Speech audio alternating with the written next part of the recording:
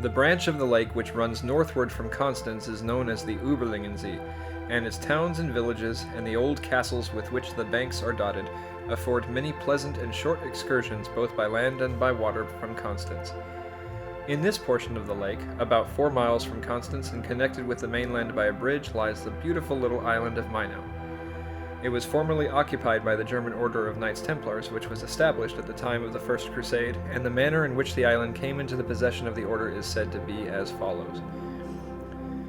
It was at one time the home and heritage of a young orphan girl, Rosina, a scion of the powerful Bodman family, who in medieval times held the Bodensee so firmly within their grasp.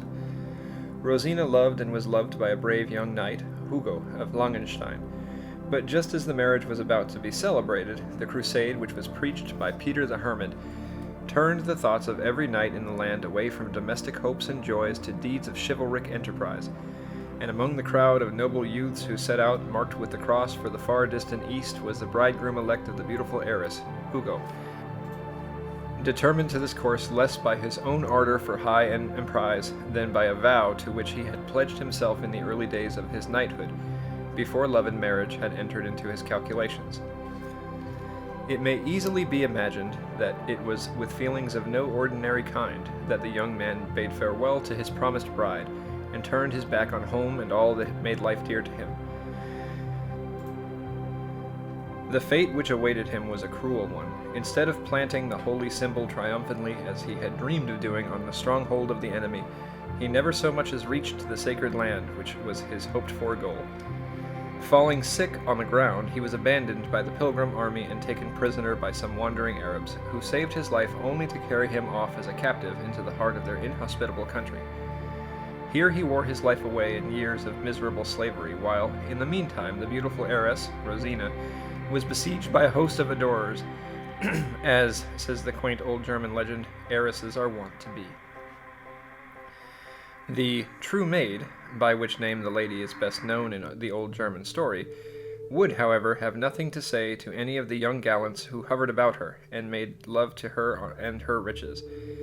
Her heart clung with unaltering faith to her absent hero, of whose melancholy fate some vague tidings had reached her.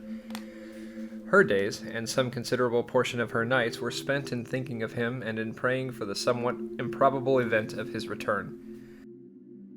Captives were now and again exchanged or ransomed out of the hands of the enemy. Why should not this last chance bring Hugo back to her? Argued the maiden, while at the same time she set to work with all the means in her power to discover her lost lover's whereabouts, content, if it were, to sacrifice the half of her fortune if, by so doing, she might restore him to her home and her liberty. But all endeavors to obtain tidings of Hugo were perfectly fruitless. He was, as we know, hidden away in an unknown, or at least unfrequented, wild of Arabia, amid trackless desert sands, where not even the beneficent missionaries who made it their business to redeem Christian captives from the enemy dared penetrate. In Hugo's bosom, as year after year passed by, hope of rescue or escape faded further and further away from him, and there seemed little to look forward to but to end his days, as he was spending the best years of his life in menial slavery, scourged to his work by day and bound with a chain like a dog by night. Whether during those long years of misery and degradation the memory of his betrothed also faded somewhat from his mind, or whether it was that the insupportable sufferings of his daily life made him oblivious of all save his own troubles, we do not know. We are only told by the old legend that at length, in a time of bitter despair, and when the hope of escape seemed altogether to have passed away from him, Hugo made a vow that should that unlooked-for boon ever be granted him by heaven,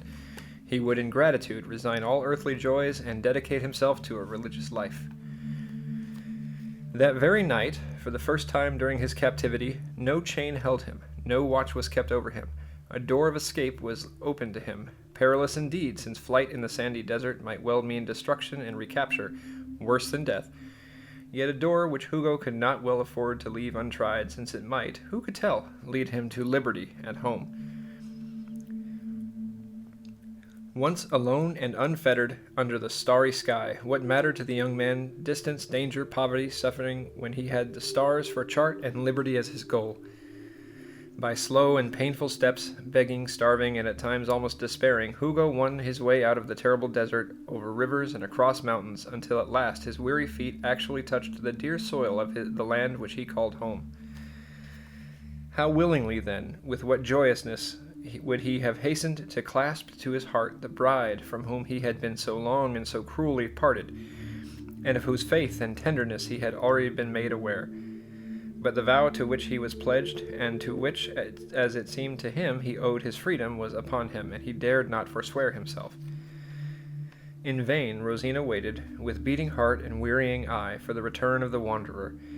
He had come, yet he came not. No eager lover's step broke the still calm of the island castle. No fond lover's tones brought back the glow of youth and happiness to the cheek of the true maid. At length the tidings reached her of Hugo's vow and resolution, and of his having immediately,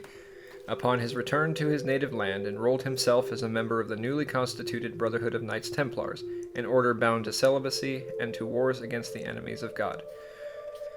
Soon after, she hears of him as engaged in heroic combat against the Prussians, who, at that time being heathens, as well as troublesome neighbors, were supposed to come fairly under the pious Knights Templars' category of foes. Thus abandoned by her lover, the faithful Rosina can find no better crown for her patient faith than in the seclusion of a convent. But before thus quitting the world, she has one bequest to make. She takes a journey, presents herself before the president or grand master, or whatever may have been called, of the militant monks, and offers to confer on the order the gift of the beautiful island of Mainau, the fairest of her ancestral possessions, to be theirs forever, on condition that one, by name Hugo of Langenstein, shall be first resident master. The condition is accepted with the gift, and Rosina retires from the world and from history, while the island of Mainau, with its villages and various appendages, passes into the hands of the Templars. Probably, so runs the legend, it was some consolation to the true maid, even in the sad seclusion of her convent life, to remember that her lover was passing his amid scenes which must at every moment recall to her to his mind, that he ate the bread of her fields and drank the wine of her vineyards, that the trees under which his love vows were spoken still shaded him, that in the chapel where, as betrothed, he had knelt by her side, his daily prayers were still offered.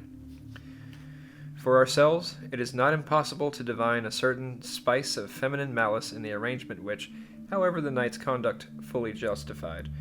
though, at the same time, one is moved to a sense of pity for the unhappy Hugo, condemned through life to hold the casket from which his own hand had cast the jewel, to wander a pale, regretful ghost through the very halls which might have known the fruition of love's young dream.